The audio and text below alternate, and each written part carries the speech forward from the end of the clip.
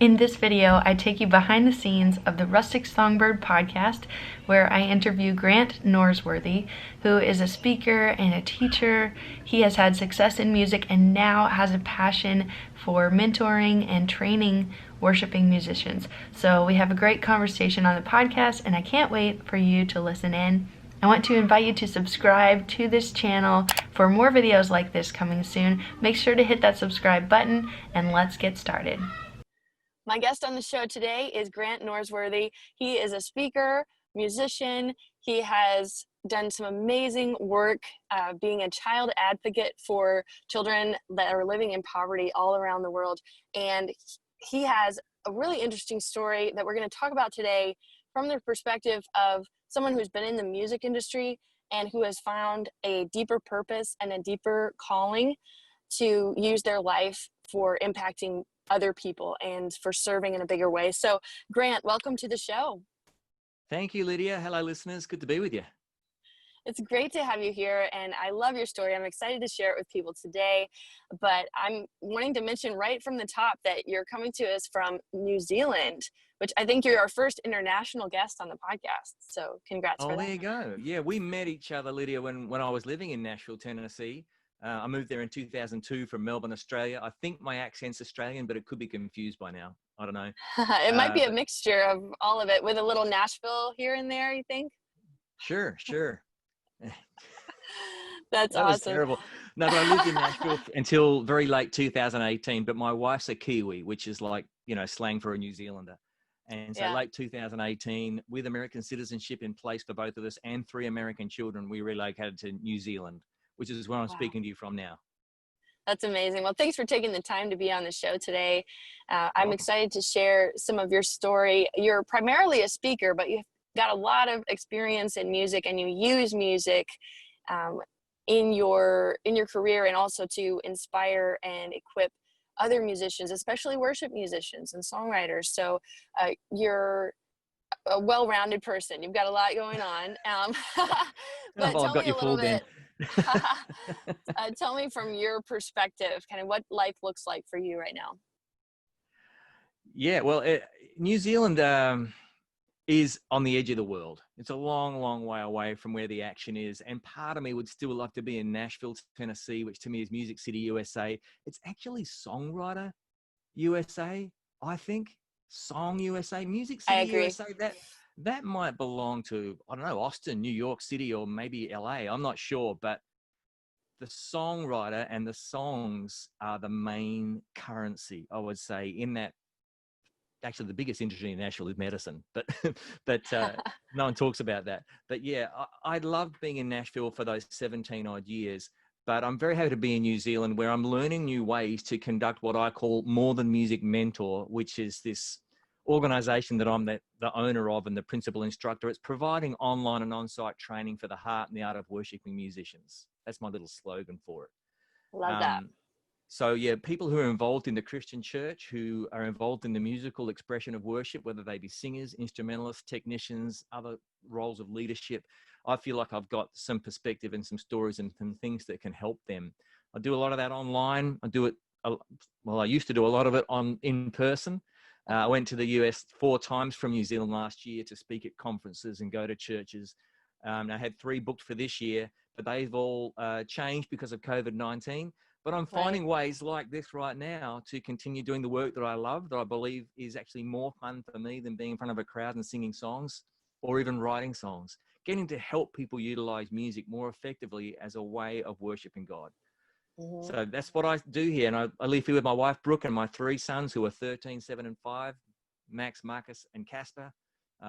They're in school at the moment. I don't think the kids in Nashville are in school at the moment. They're not back yet. Right. So New Zealand seems to have, so far at least, pretty much dodged the COVID-19 bullet. We went into really serious lockdown really fast, and we seem to be in the clear, but not able to travel to any other country, not even my home of Australia, where lots of people are still such a getting weird sick. time. But Yeah, like sure you is. said, this this opportunity, I'm seeing it as an opportunity to be able to do things like this, being on podcast, having conversations over Zoom or over a video call is so amazing, because we can connect to people all over the world and be a part of something bigger than just what we would Absolutely. be We've got to be, in person in our own areas. yeah, we've got to be glass half full people, don't we? You know, Yeah, and I think as believers and as people of faith, we have that hope that we have more to look forward to, and that there is a bright future because of Christ and because of what he's done for us. And so as musicians, I believe that we should be leaders. We should be on the forefront of leading with praise, and we should be the ones writing the songs with that message of hope that people need to hear. And so that's what I'm trying to do, is putting good things out there, putting hopeful messages out, because the world needs it so much right now. absolutely. And I kind of liked lockdown, you know, I really did. Hanging out with my There's wife, my three there's some sons, my pros. favorite four Yeah. people in the world. More You know, family we actually time. we didn't do a lot of homeschooling, to be honest. We did a lot of what I call artistic, creative, spatial relations engineering, which is actually me building Lego with my boys. Just a lot of that we Nice. did during lockdown. But Yeah. if you've heard this song, the Blessing, that came out of Elevation Church, started this Yeah, year. it's such a beautiful So song. on Powerful. YouTube, it's just exploded with these virtual choir videos. Mm, And I took on the role of producing New Zealand's. that's It's not awesome. out yet. Stay tuned for that. But watch YouTube, do Yay. a search for the Blessing New Zealand, and that's something I would never have put my hand up for if it hadn't been Right. for COVID-19. And New Zealand's not in lockdown right now, but I got over 200 vocal video submissions from different singers all around the nation. And right now I'm trying to work out how to make them sound coherent as a choir. Right. And we're going to put it out. And I like to think that the Christian church has made a statement through this song and through these videos, which I think Yeah. is beautiful. And that is, all right, things are tough in 2020. COVID-19, it's very tough for us to get together, but we are still going to sing the words of God. You know, we're going to Mm-hmm. take these passages from the Bible. May the Lord bless you and keep you, make his face shine upon you and give you peace. We're going to sing this, even though we can't be in the same room together, even though many of us can't gather on a Sunday morning or a Saturday night or whenever we gather. And we're still going to sing because we believe this creative expression, this musical expression of God's words to all humanity right now, not just the Christian church, but to everyone, is important to make. And I think in years to come, you know, the world's going to look back and go, well, what did the Christian church do during that COVID-19 thing, during all those racial tensions and all those sort of things that were going on? I think they're going to go, well, one thing they did is they made music together and they sang the words of God together. And that gives me chills. I don't know about you and your Yeah, listeners. me too. I've got chills right Power of now. music. Yeah. So there's good things that can happen. Like I say, I would never have done it. In fact, if I'd known how hard it was to do this, I probably wouldn't have started. But I'm in Probably now. wouldn't have taken that Oh on. my That's a big goodness. project. Yeah. And I thought I'd get 30, 40 singers from New Zealand, you know? But 200, that's amazing. Yeah. 200 vocal submissions. And, you know, I'm a bit of a producer. So like that, how it's going to sound and how it's going to look is going to be really important to me. But, you know, I'm old enough to remember when you handed people notation, even singers, and you all sang the notes. This is how the song goes. Read that. Because there's a massive difference between and give you peace and give you peace. But you say to 200 singers, even if you give them the notation, which I did, they're still going to sing it the way they want to sing it. And to make them work together as Make a it line up. combination, whew, it's tough. Maybe with some producer magic, you can move things around a little bit, make it No maybe in sound there at more all. like a choir. Digital slice and dice and grate it if you have to. You know, just you can fix that. Exactly. There's a lot you can do with technology, thankfully.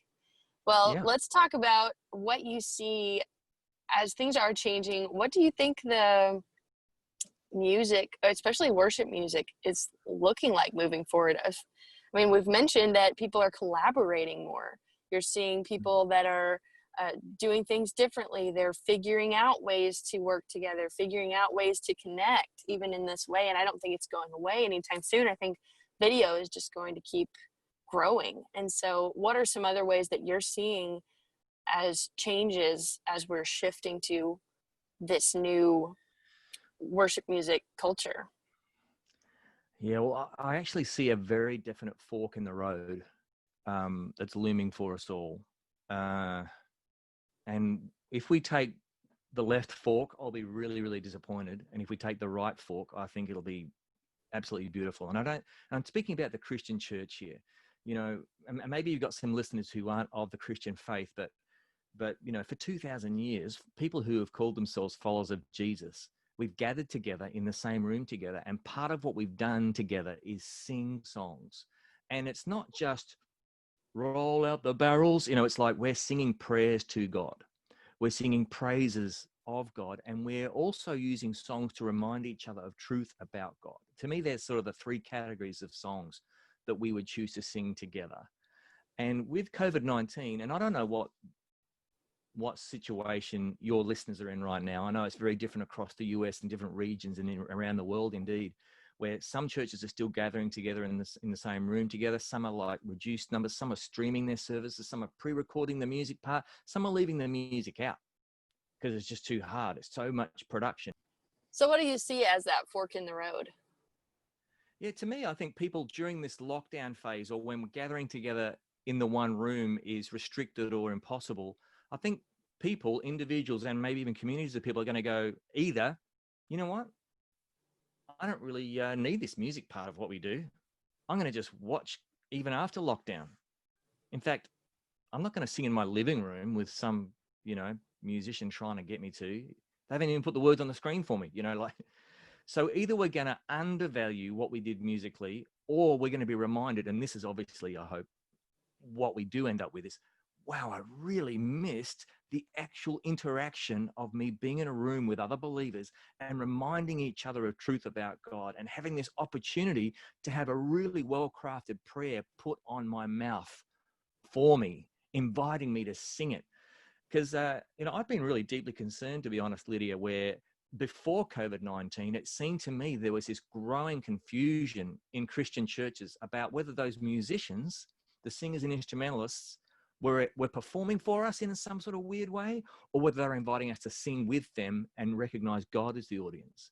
I think I've sensed, and I did a lot of traveling, different places in the world, different denominations, different flavors, different sizes of congregations, often observing a congregation who are like, what am I supposed to do? Am I supposed to sing or listen? Do I clap after the song? Did I pay $50 to be here? I don't know. And I see musicians on the platform making choices that show that they are confused. Am I performing for people? Am I sort of like in a pretend Hill song? Am I a pretend Phil Wickham? Now, who are artists I admire a great deal, and I think they're doing a great job, but they are making choices of people who are, I think, intentionally blurring the lines between concert performance and congregational singing. And I celebrate what they do through that. And they present a version of songs for us that they know need to be a great listening experience first. But the confusion happens when musicians hear on YouTube or Spotify or iTunes or wherever they see it, they go, that's a great song from, for example, Elevation. Let's try and do that song for our congregation. And they make similar choices as far as they can towards the original version they heard. But they don't realize we actually need to make more intentional choices with the music and with how it's mixed and how we do everything that make the congregation know, hey, your participation is not optional. It's an imperative. You're involved in here. This music stuff we're doing from the platform in XYZ church with 20 people here or 50 people or 500 or 5,000 or anything in between, this music stuff we're doing is not supposed to be a concert performance. You are not an audience. God is the audience. Let's sing together to him. This is one of the ways we can show his worth, by deciding together to sing this prayer. We've carefully prepared it. We've chosen it. We believe that our church family would do well to sing this together. And so I'm hoping that that fork in the road will be, man, let's realign what we've been doing. Let's hit the reset button on what we've been doing with music in a church gathering and realign it to this idea of congregational participation rather than being confused about it. Right. That's what I'm hoping. And that's what I've been kind of preaching for many years now. And right. So you've studied this because there's a big difference between performing and, like you said, leading a group into worship, and being intentional is the way that you can make it clear and communicate with the people. So is that what you're saying? Like, as the leaders, as the worship leaders, as the church leadership, being intentional to create that environment to where there's not the confusion, because there's not mixed signals. It's just very intentional. We are leading people to the audience of one. Exactly. Is that what I'm and you hearing used the from you? word there, Okay. intentional. And that is the key word. We must be intentional, because I'm a huge fan of music that's purely performance. I love it. I believe music that is purely for performance can also be honoring to God. Put with a different word, that performance song, that listen to me song, don't sing, listen. That can be worshipful in a sense that it shows the worth of God. Are you with me? Yes. The difference is, here is a song that we've crafted that is for you to sing. The words are on the screen. The melody is more predictable. The register is narrower. The rhythms are simpler, because we know not all of us are musically trained. And most of you in this congregation don't consider yourself singers anyway. So we're going to make it really simple. And there's the intentional shift. Now, I resist the idea of, well, these songs are performance songs, and trying and unintentionally giving that sort of a bad name, because a follower of Jesus can perform music. I wish there were more songwriters writing listen to me songs, you know, because you can be so much more creative with that, artistic and expressive. It is actually tougher to write a great song that's designed for congregational singing. It really is, because the walls are smaller, you know, they're closer. You know what I mean? And we need to be more intentional about that as songwriters, but also when we get in front of our congregation. Am I performing? Because you said there's a big difference between performing for an audience, and I'm saying there should be. But actually, the two have become very, very close together over the years. You know, I was in a band called the Paul Coleman Trio, PC3 for short, in the late 90s into the early 2000s. And unapologetically, we were a performance band. You know, listen to this. And some of our songs were prayers. One of our biggest hits was a song called Fill My Cup. Fill my cup to the top with running water. Pour me out and show me how. It's a prayer song, but it's the personal prayer song. And because it got a little bit of radio airplay at the time, we could get our crowd to sing that bit. We didn't need to put the words on the performance band. Then I found myself in Sonic Flood. Right? Now, Sonic Flood is a band As the that's bass known player, as being correct? playing bass. The forefathers of the modern worship revival was a phrase that I heard. And Sonic Flood didn't revive what worship is. Worship's been constant. You know, the worship of God to me is to show the worth of God. What Sonic Flood and maybe other bands and artists did was to change the style of music and the way it was presented. But Sonic Flood and Paul Coleman Trio still did a lot of what I would call prancing, stancing, left and right glancing. You know, The performance, ooh, the here we stage go. presence. Yeah, here we go. I'm not against that. I don't think performing in that sense is necessarily not worshipful. I'm going to leave it to God to measure what's worshipful, you know? Sure, yeah. I'm a human. How Right. could I possibly say what God finds more worshipful? From Cain and Abel, we've been confused about that. It's not our role to measure how worshipful God finds our music. But the Bible does tell us to sing together. Ephesians 5:19, Colossians 3:16. These are two key passages. And by the way, the Bible never uses the word worship like we do. Worship band, worship song, worship leader, worship pastor, worship experience, worship iPod playlist, worship Spotify. You know, that's a very recent creation. So for me as a musician, I've been freed by this. Well, I'm part idolater, but I want to be more of a worshiper. I'm going to leave it to God to measure how worshipful I'm being at any given moment, but I'm going to see the chance to worship God as 24 hours a day, 7 days a week, 365 days a year, and 366 on a leap year. And by the way, this is a leap year, you know? So whether I'm performing a song for people to listen to, whether I'm inviting people to sing with me a prayer to God, whether I'm building Lego with my boys, whether I'm keeping my marriage vow, whether I'm conducting business, whether I'm making a podcast, how do I show the worth of God? I know it's Yeah. not perfect yet, Lord. I'm part idolater. I'm sorry, but purify me, change me, show me how to be more of a worshiper. Right. And it's And more so than the music, which is what you are teaching exactly musicians, that there's way more right. than just the That's music. why I didn't drop the W bomb in the name of my business. Morethanmusicmentor.com, providing online and on-site training for the heart and the art of the worshiping musician. Find out more at morethanmusicmentor.com. That's my little ad. But I like your I ad didn't use, voice. Very professional. yeah. But, most people doing similar work to me, and I'm not critical of them at all. I was, there's a lot of people doing similar sort of work, but every one of them pretty much uses the word worship in their name. And I'm trying to say, if I am a worship leader at all, it's pointing to people towards this idea of offering yourself as a living sacrifice, holy and acceptable to God. Let that be your spiritual, reasonable act of worship. That's Romans 12:1. And it seems to me that the way God asks us to worship him more than any other is to care for the poor.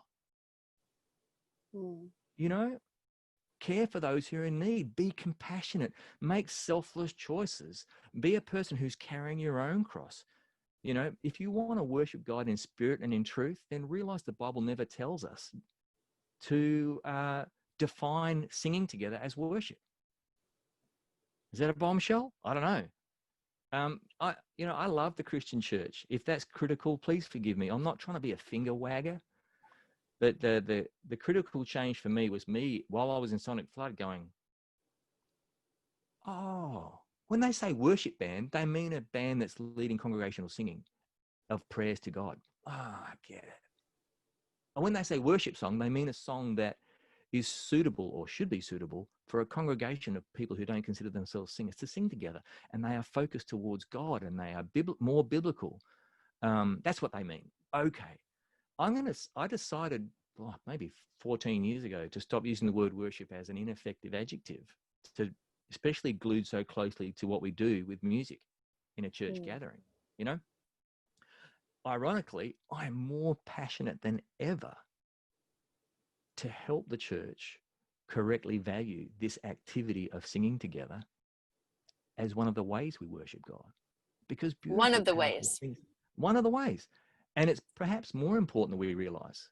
Because right now, Lydia, there are a lot of people who are maybe skipping Sunday morning services and they think we have music because that's what we do. That's just what we've always done. We gather and there's music. And now that we're streaming, they've got a 22-year-old kid in skinny jeans singing off key with an acoustic guitar in front of his iPhone. And I'm not inspired to sing to God. I guess we're doing this because we're supposed to. But that person on the other end of the stream, or, that person who is weighing up whether they're going to gather together with their church congregation on Sunday, we haven't taken the opportunity. We have not been intentional enough to say, your voice is an imperative here. If you're not singing these songs, we have failed. We've failed. If you're confused about whether you're supposed to sing along because the leader with the microphone is embellishing the melody so much that you can't tell how the song goes because they're a much better singer than you and they're singing way higher than you can, we failed. I'm so sorry. I feel like I helped create some of the confusion, Lydia. I was there when managers of CCM artists and record labels started saying things to their artists like, worship is hot right now. Make your next album a worship album. Add worship songs to the end of your set. This is what you need to do to be popular now. And we were misusing the word. If they had said to us, wow, the church is really resonating with this idea of them singing more than their artists, go with that. Put prayers on their tongues to sing together. Put words on the screen. And let's, in so doing, realize that the Bible does not define singing together as worship, as we unintentionally do. We don't mean to. We all know it's a full life response to worship God, right? Like no one disagrees with that who's passionate about this.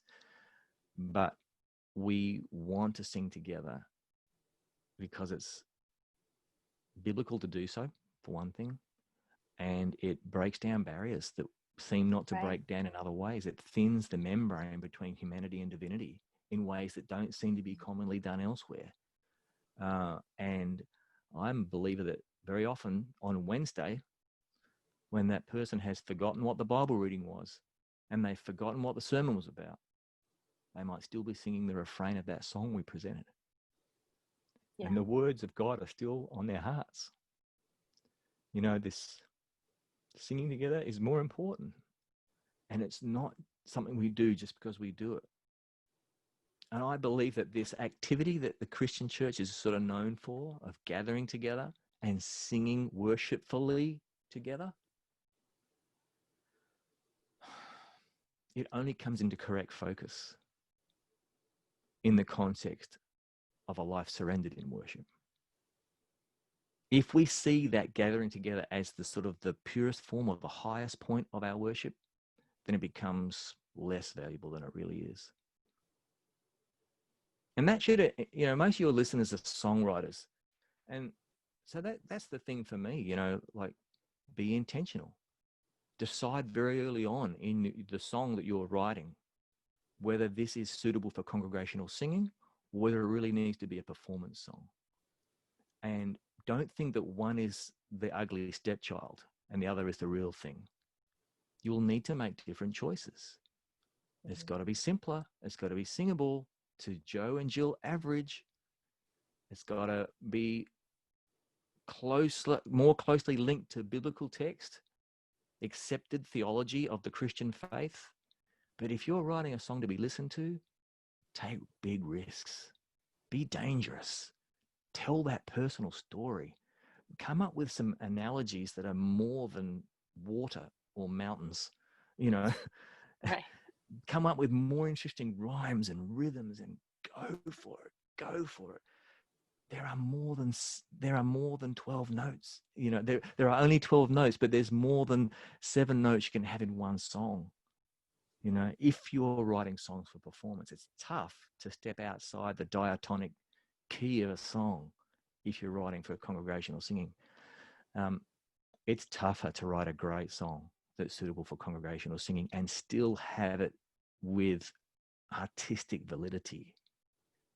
It's actually one of the easiest songs in the world to write if it's just going to be, you know, Jesus died for you and me upon that tree at Calvary, you know, like these rhymes that are being used over and over and over and over again, these melodic phrases that are being used over and over again, these same 4 chords over and over again. It's tougher to write one of those songs and have it really stand out. Right. So if you're viewing it as one or the other as you're writing, you can actually make it the best that it can be one or the other way. If you know you're writing a performing song, you can just run with that. And if you know you're writing for a congregation to sing, you can run with that. But then you're not in that confused zone of, is this too much? Am I adding something that's going to be hard to sing?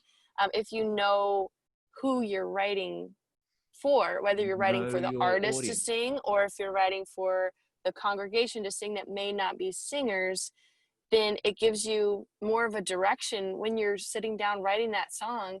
You may not make it as complicated, so you can make it a congregational song. But like you said, it gives you that freedom and that creativity. If you know this is a performance song, this is going to stretch what I can do. This is going to use my creativity in a new way, and it's going to be exciting. There's room for both of those things. But right. I think having that direction makes it clearer for the songwriter, because they're not going back and forth and wondering. Right, exactly. Be intentional about that. And one form of songwriting can lean towards the other, you know. And a little caveat here, one of my favorite things to do is to perform a song and then blend it into a congregational song.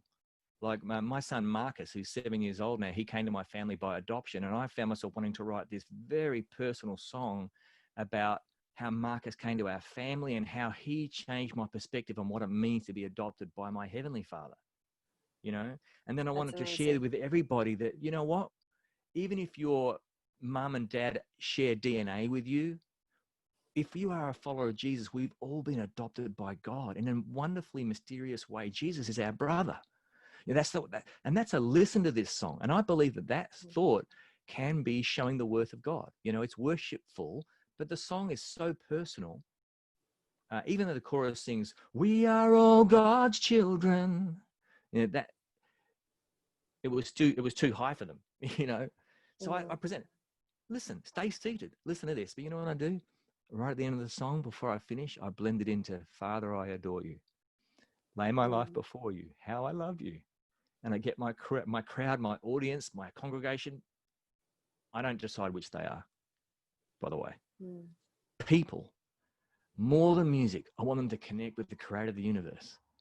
And at that point, I find that people are ready to go, "All right, I'm going to sing a prayer now, Grant." That's how they say my name in New Zealand, Grant. I'm going to sing, "Father, I adore you. Lay my life before you. How I love you. Jesus, I adore you." I hope you know that song. I hope your listeners do too. But I blend them in together. And the owners of the copyright on that song, I hope, are not listening. But that's what I do live. And so it's because I'm intentional. I go, listen to this, listen to this, listen to this. Now sing together. Yeah. And As a response. If I just presented the sing together song, it might have gone this well, like 6 out of 10.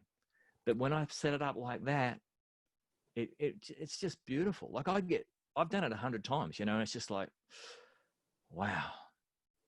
That is, because musically speaking, "Father, I adore you" doesn't really scratch my itches, It's not complicated enough. It's sort of simple. The lyrics are too repetitive. But there's a higher joy with music. Listeners, catch this. Getting a group of people to recognize their creator, their savior, through the platform of a song is more fun than playing a song you wrote and having them clap afterwards. Yeah. Wow. And that's why, for me, I generally don't try to write songs that are suitable for congregational singing. Why would I do that when I can go to CCLI and choose 10 that everyone's going to know? And they're great. They're all incredible songs. And we'd have to realize this, songwriters realize that a lot of our artists, like I'd like to think that the Hill songs and the Elevations and the Verticals and the Phil Wickhams and the Chris Tomlins and the Gettys of this world are intentionally blurring the lines between hit single concerty performance to the glory of God, worshipful, and congregational singing to the glory of God, worshipful. And I celebrate them doing that. I'm not going to say to Phil Wickham, "You need to sing This Is Amazing Grace in E like I do." If I'm in front of Phil Wickham, I want to hear it in B flat. Rip the roof off, buddy. I will not be singing with you, but I believe I'll sense, like many people, the glory of God through the sound of your voice. Holy moly. Listen to that guy. That's amazing. Amazing. Yeah. So he is blurring the lines. And when you record your song that you've written for congregational singing, you ought to blur the lines a little too, because people will not want to sing it in their church congregation unless they've heard a version of the song going, "Wow, that's great." And that will tend to be a key that suited the vocalist on the recording with an arrangement of the song that slams. Get that producer, make it a great listening experience, knowing that when a church congregation has to sing it, they'll have to change it quite a bit. I want to see artists saying, "Here's 2 versions of the song. One, so you like to listen to it, and here's the way we'd like you to sing it if it's in a congregational setting. It won't be such a great listening experience, this recording. Enjoy the other one to get inspired, but use this one to copy for your church service." And that's the sort of resources I'm trying to make. You can go Yes, to that would be so and catch helpful. those. Yeah. So, I'm so pleased that, Integrity Music actually asked me to make some videos for Lion the Lamb and Great Are You, Lord, where I am not saying the original artist did it wrong. No, they did it perfectly for their situation, for their context. That's why we love the songs, because we heard it sung like that, performed like that. So I, with drummer, bass player, keyboard player, electric guitarist, me on acoustic guitar, 3 or 4 singers, say, "Here's a wonderful version of Great Are You, Lord, but here's how I would suggest you present it. It's going to involve some small musical sadnesses. We're going to have to change the key to be lower than I want it to be. We have to sing it really simply, and I don't really want to do it that way. We're going to have a female on the melody all the time and me on the melody all the time, and I cannot deviate because I want everyone, every man, woman, and child to hear the note that I'm asking them to sing.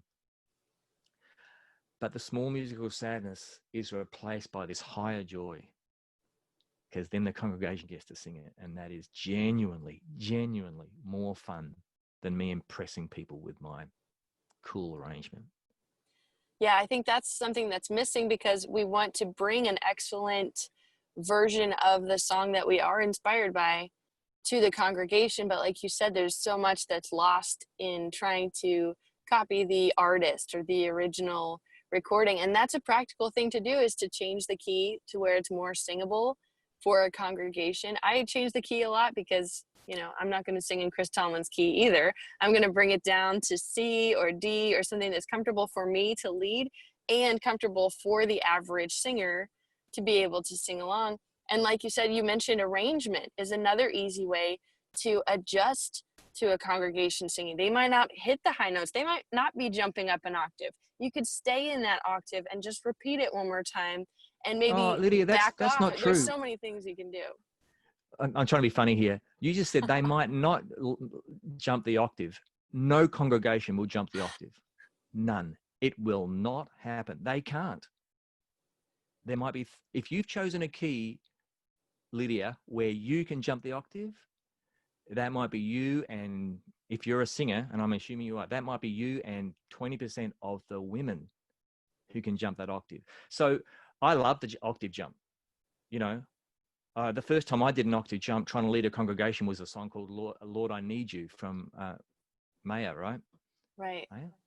Yeah. And this feels so great. You know, like, it's like, it feels so great for me. I look at my congregation, they're like, what are you doing? Right. And they can't follow you there. No, they can't. Yeah. It's a wonderful performance technique, and I think it's great. It's happened a lot, like Reckless Love. There's no way I'm going to say to, what's his name, don't do the octave jump when you're singing the song. You'd better do it, mate. Go for it. Yeah. It's amazing. And it's one of the reasons why the song's a hit. Right. But a congregation will never follow it. So the small musical sadness I need to absorb there is, I need to remove that octave jump. Dang it. You know? But the payback, people will sing it.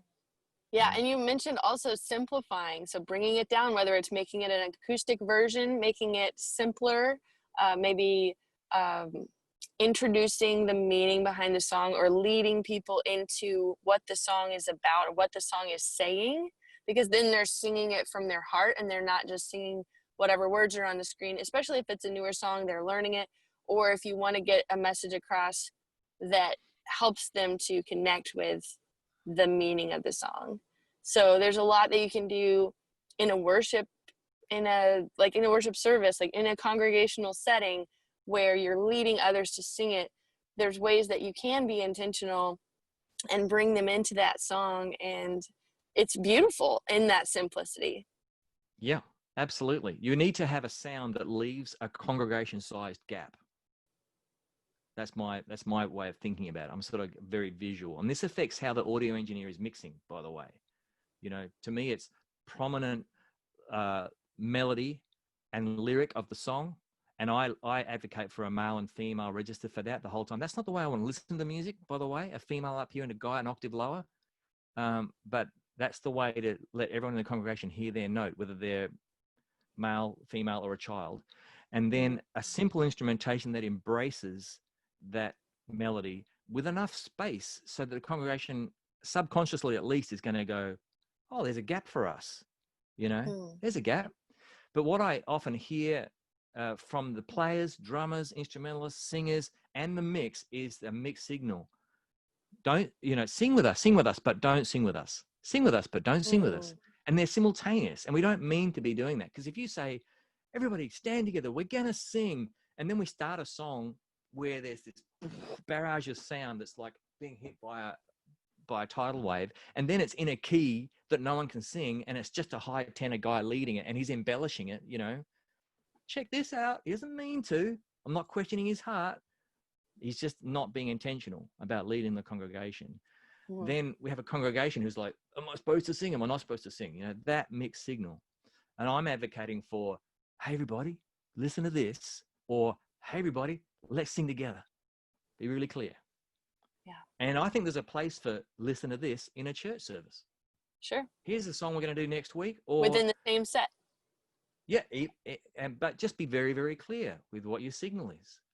Here's a song we want to sing over you. We feel like this is a song that's linked beautifully with the Bible reading we're about to have, or the sermon we're going to have, or even within the song, there's this thought that we believe as a church family we should be considering.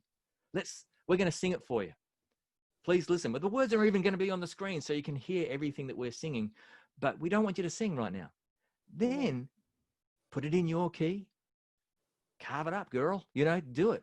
Do your thing. Yeah. But if you, there's a girl in Nashville named Brittany Batson who's an incredible singer. She's amazing. And I've had the opportunity to have her in a band with me a few times. That's amazing. I'm actually interviewing her for the podcast as well. Oh, that makes me please so say happy. hi to her. Yeah, she's amazing.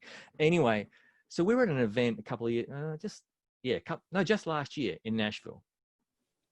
And we're going to do Amazing Grace because I'm trying to choose songs that connect with every age, you know, whatever. That one is a classic. Right. So, all right. We're going to sing Amazing Grace. And I say to my people that I'm leading, I said, we're going to sing Amazing Grace together, but would you please not sing verse 1? Brittany, will you sing verse 1 for us, please? Show us what you got. Sing it for us.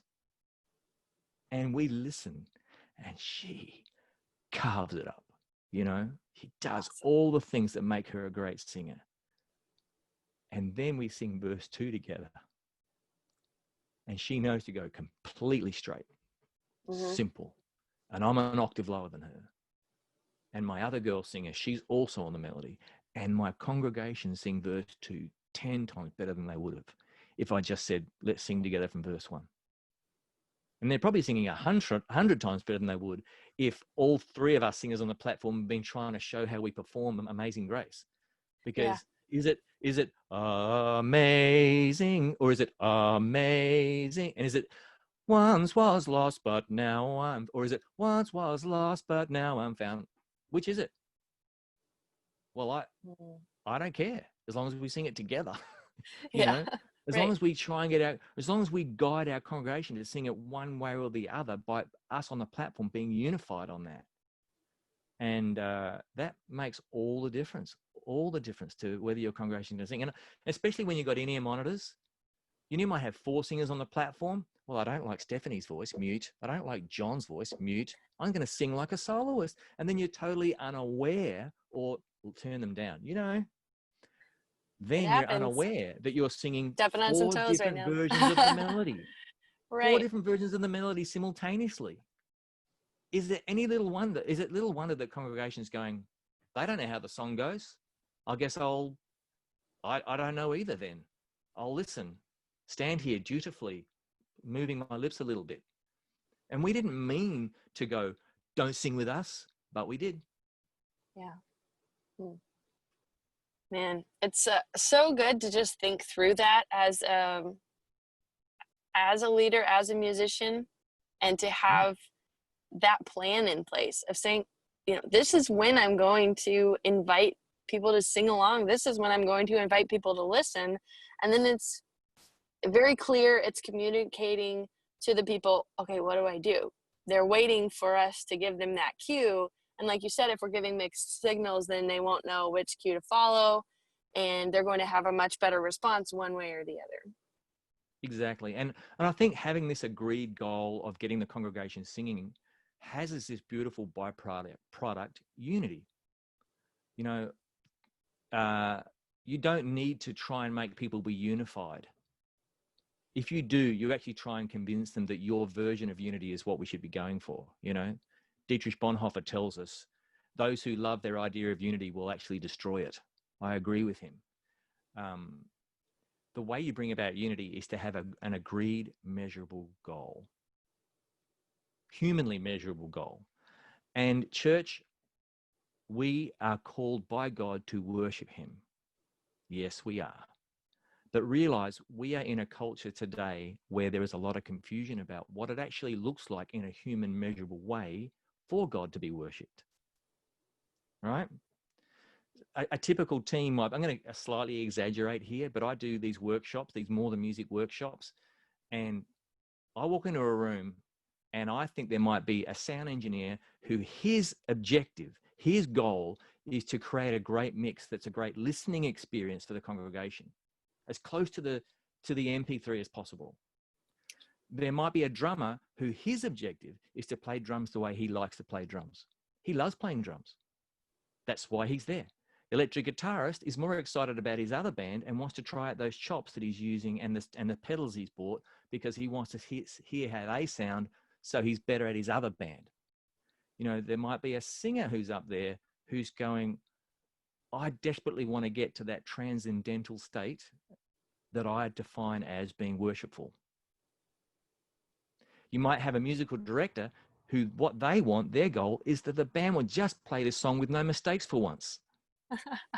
You got someone at the projection, you got someone going next on the projections. Why? Because they didn't know how to say no. And then you've got the person who we might call a worship leader, many people do, who has chosen the songs and just wants the congregation to experience the presence of God in the way that he did when he chose the songs in his office on Wednesday. We're all tugging in different directions, you know? And I'm not here to be critical of any of those. You know, it's not my job. But if I was leading that team, the first thing I'd be saying is, all right, we need to have agreement about something that we can all agree on. Let's decide that everything we do, singing, playing, mixing, projections, everything is with this goal in mind, to get our congregation singing songs that are truth and that are prayers to God. We're not going to measure ourselves as humans, whether it was truly worshipful or not. We'll leave that to God. We'll get a sense of it, but the ultimate measure of that, we're going to leave that to God, because we'll have disagreement or misunderstanding about what actually has to be achieved in a humanly measurable way that is worshipful to God. And who am I to judge someone's wrong or right about that? I can't measure that. Right. So let's all agree that the way we're going to mix is to get the congregation singing. The way we're going to drum is to get the congregation singing. The way we're going to sing on our mics is so that the congregation know how to sing. And then if we have that agreement, that common goal, then all the what and the hows of to get there become a lot easier. And, you know, you might have someone go, well, if I'm not in this key, it's not worshipful. I've heard that. You know, I cannot authentically worship unless I'm at the high end of my register. I've heard that. It's like, well, then do that on your own and be worshipful in that way there. But right now, we're going to get the congregation singing. And I can't guarantee it, but I want to assure that person who feels that way that when you hear your room full of people singing better than they ever have when you've been singing in that key, then you'll be happy to absorb that small musical sadness and have your sense of nearness with God when you're singing in that register replaced by the nearness of God for your whole community. Mm-hmm. And that is what we're really after. That's bigger. That is more important. And I'm not going to tell you you're wrong about it being worshipful when you're singing in that key. It's beyond my pay grade. I don't know. But let's just agree together to get the people singing and see what God does with that. You might be surprised. And I don't want to have a conversation with a drummer that says, I don't like that drum beat. I don't like that drum fill. I'm going to say, cool drum beat or drum fill. But I suspect it's going to make it tough for our congregation to sing when you're hitting the drums that hard and playing that syncopated a rhythm. We need it simpler and straighter and more controlled. You know, we can test that when we're rehearsing, you know. Hey, singers, sing with that beat. Okay, now sing the same song with which was easy to sing over. Oh, the simpler one. Great. So since we've agreed, drummer, that we're trying to get the congregation singing, our three singers who consider themselves singers found that second beat, the simpler one, much easier to sing with. And the congregation, who most of them don't think of themselves as singers, they'll need that support too. Are you willing to make that selfless choice for this greater good that we've agreed on? Yes, I am. Thanks, man. That's so good of you. Wow. I'm so glad you've got that attitude to what we're doing here. Now, do you want to get together on Wednesday and jam? We'll do those Rush covers then if you want, you know, Pat Boone, Debbie Boone, back at a fish. You know, if you're aching to play drums like that and God's put that ability in you, find a platform for that, mate, but not while we're trying to lead a congregation to sing. So we can have conversations like that. That's what I mean by the what and the how gets so much easier if we first have the agreed goal. The agreement and the focus, bringing it to one goal, letting everyone know what you're going for. And then, like you said, how you get there can be a mixture of those things, those conversations, those testing, see, you know, what works best for your congregation and for that song. Even it might change by the song. Yeah, resist the cover band urge. Don't try to cover Phil Wickham or Hillsong or Tomlin or Getty. Find a way of presenting the song that gets your congregation singing. And it's going to be different from one congregation to another. And that's where we get to be more creative. You know, your congregation might need no drum kit, a djembe, you know, a cajon. That might work better for your situation. So be ready with that. And if anyone's listening to this, I'd love you to go to morethanmusicmentor.com. And if you're interested, send me an email and ask for my key choice flowchart.